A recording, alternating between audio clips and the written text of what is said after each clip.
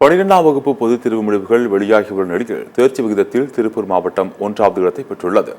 97.7% மாணவர்கள் தேர்ச்சி பெற்றுள்ள நிலையில் அவர்களில் 95.75% மாணவர்கள் அரசு பள்ளியை சேர்ந்தவர்கள். இந்த நிலையில் கல்வி படிப்பை முடித்த 23,242 மாணவர்களும் உயர்கல்வி தொடர வேண்டும் என மாவட்ட ஆட்சியர் கிறிஸ்துராஜ் வேண்டுகோள் விடுத்துள்ளார்.